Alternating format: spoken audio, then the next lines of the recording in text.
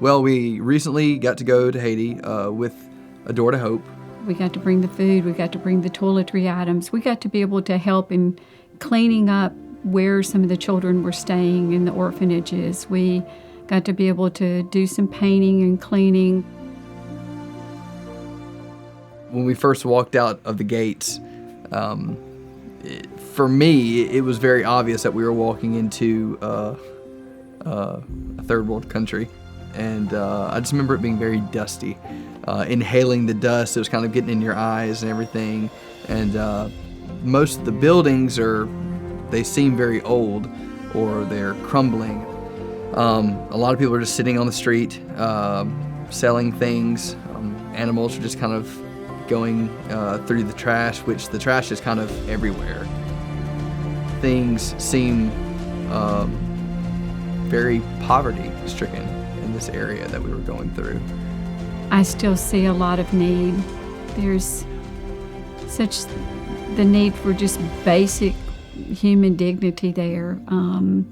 It truly is a daily walk to be able to have their food and shelter, what we take for granted. The way we stayed in guest house, also there was the place have an orphanage, so we cleaned that place because need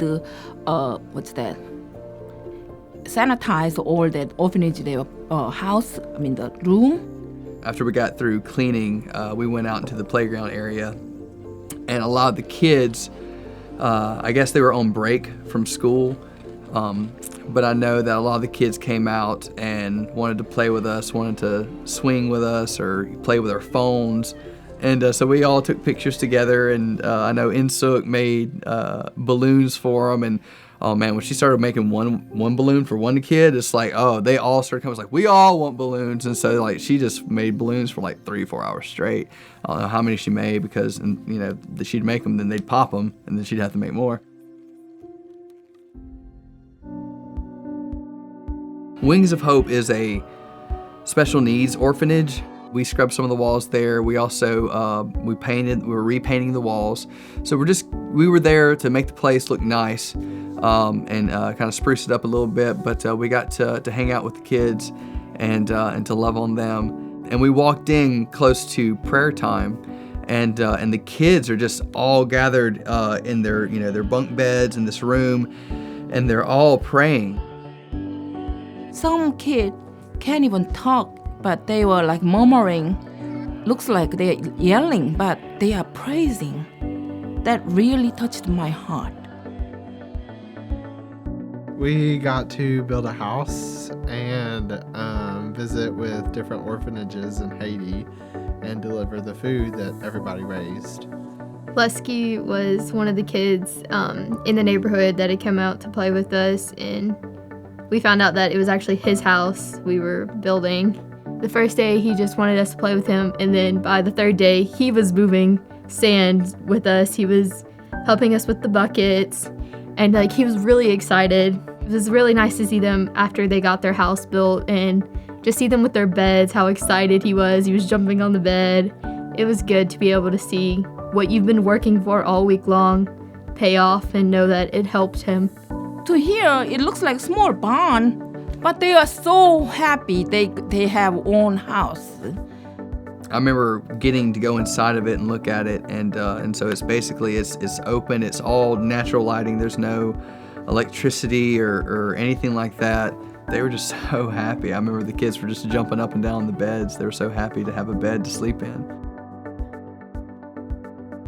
We were actually able to go and stay and work with some of the Haitian women in their homes, actually see their day-to-day lives, help them with laundry and help them prepare some food, learn about what it takes for them to be able to make it through the day to provide for their family. That was eye-opening to what Haitian people have to go through and what they have to deal with on a daily basis.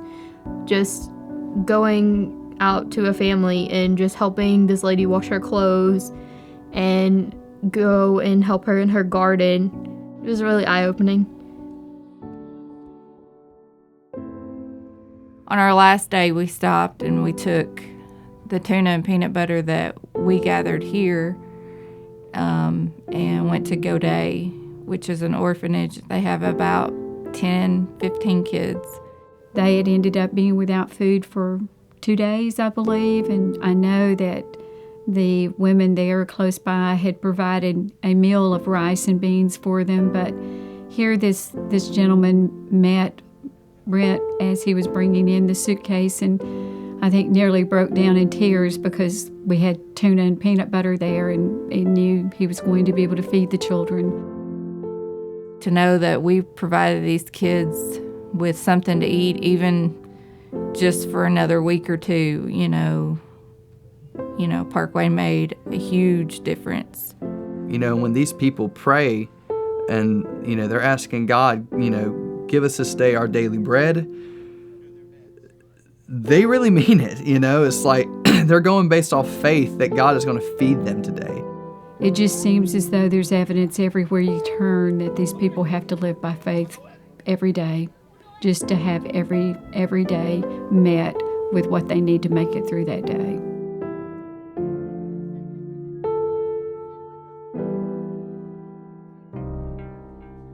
At first, it might be a culture shock, but then once you get in and you realize these people are just like us, probably a little bit better than us. You know, they have very little, but they are still just as happy and content as any of us here at home. I was very nervous about all the things that I would see, and I didn't know what to expect. I was speechless the entire time. But as you get to know the people and you get to go around the place, it takes little pieces of your heart with you because you fall in love with it. The kids were probably my favorite part. They really liked my hair because it's so long. I sat on the ground and I had my phone, and one of the little girls, they kept touching my hair, so I took it down for her, and it was like a swarm of kids just came out of nowhere, and they were all just taking my hair and playing with it. It was great. Like, I loved the kids there. You know, I don't think really people can really understand and grasp what life is like over there until you see it firsthand. You know, these people are just images on a screen until you go there and you touch them and you feel them. And, you know, these kids have their little hands in your hand. And they don't just become faces on a screen anymore. They're not pictures. I mean, they're people. They're people. They're our brothers and sisters in Christ.